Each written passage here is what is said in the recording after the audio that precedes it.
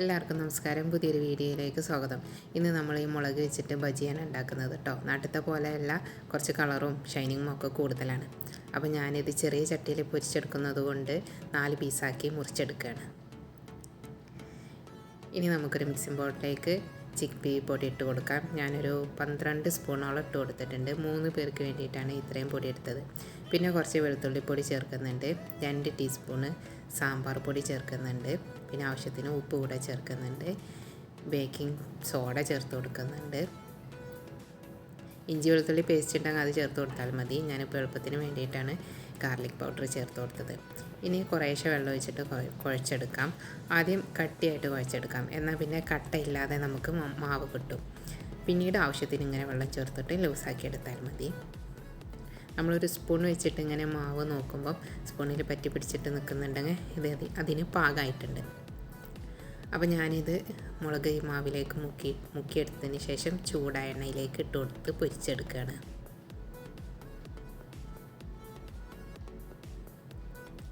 പച്ചമുളക് ഉണ്ടാക്കുമ്പം അതിൻ്റെ ഒരു നേർപകുതി മുറിച്ചെടുക്കുമ്പോഴാണ് കാണാനൊരു ഭംഗി ഉണ്ടാവുക.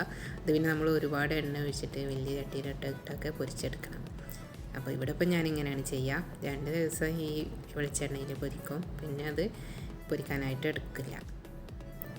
അപ്പോൾ 2 വശം മുരിഞ്ഞ് കഴിഞ്ഞാൽ ഇതേപോലെ നമുക്ക് കോരി മാറ്റാം.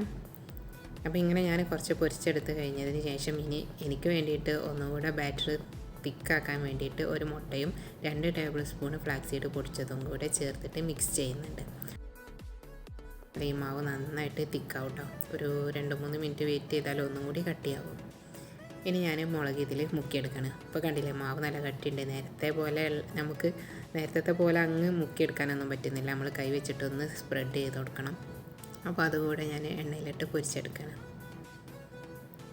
എനിക്ക് ബജിയുടെ പുറത്ത് ഇങ്ങനെ പ്രത്യേകിച്ച് മുളക് ബജിയുടെ പുറത്ത് മാവ് ഇങ്ങനെ നല്ല തിക്കായിട്ട് നല്ല വണ്ണത്തിൽ നിൽക്കണം, അതാണ് ഇഷ്ടം.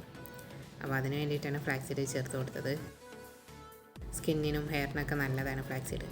അങ്ങനെ ലാസ്റ്റ് വന്ന മാവ് ഇപ്പോൾ ഒന്നിനും പാകമില്ലാത്തൊരു ലെവലിലെത്തിയപ്പോൾ ഞാൻ ആ ബാക്കിയുള്ള 1/2 പീസ് മുളക് മുറിച്ച് ചേർത്തിട്ട് മിക്സാക്കിയിട്ട് പൊരിച്ചെടുക്കുകയാണ്.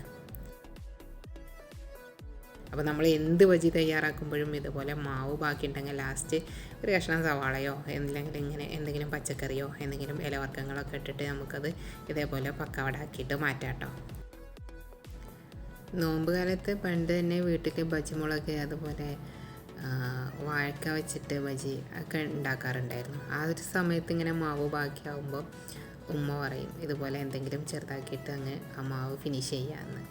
അപ്പോൾ ഞാനിതാ നോമ്പറക്കാൻ വേണ്ടിയിട്ട് വെള്ളം എടുത്തിട്ടുണ്ട്. പിന്നെ നമ്മുടെ ബജികൾ എടുത്തിട്ടുണ്ട്. ഞാൻ ഫ്ലാക്സിൽ ചേർത്ത ബജിയാണ് കഴിക്കുന്നത് കേട്ടോ. പിന്നെ ഒരു 2 അല്ലി ഓറഞ്ചും 2 കഷ്ണം ആപ്പിളും കഴിക്കും. ഫ്ലാക്സീഡ് ചേർത്തത് കൊണ്ട് തന്നെ ഇത് നല്ല വണ്ണത്തിലാണ് ഇരിക്കുന്നത്. അതിൻ്റെ ഉള്ളിലേക്ക് പോയിട്ടുള്ള മാവൊക്കെ നന്നായിട്ട് വേവായിട്ടുണ്ട് കേട്ടോ.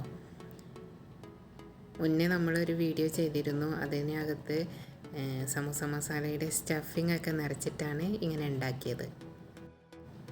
ഇതിലേക്ക് സാധാരണ ടൊമാറ്റോ സോസിന് പകരം അറബിക് സലാട്ട ഹറാണ്. അത് ഈ ചോറിലേക്കൊക്കെ കിട്ടുന്ന ഒരു തക്കാളി വെച്ചിട്ടുള്ളൊരു ഡിപ്പാണ്. അത് ഞാൻ മുന്നേ പറഞ്ഞിട്ടുണ്ടോയെന്ന് എനിക്ക് ഓർമ്മയില്ല.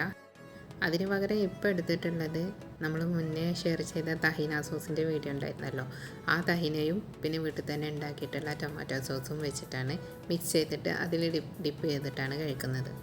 ഇതും ബജിയൊക്കെ കഴിക്കാനും ഉഷാറാണ് കേട്ടോ. അപ്പോൾ ഇത്രയൊക്കെയാണ് ബജിയുടെ വിശേഷങ്ങളും കാര്യങ്ങളും. പുതിയൊരു വീഡിയോയുമായിട്ട് നമുക്ക് വീണ്ടും കാണാം. നിങ്ങളുടെ എല്ലാ ഫ്രണ്ട്സിനും ഫാമിലീസിലൊക്കെ ഷെയർ ചെയ്ത് കൊടുക്കാം.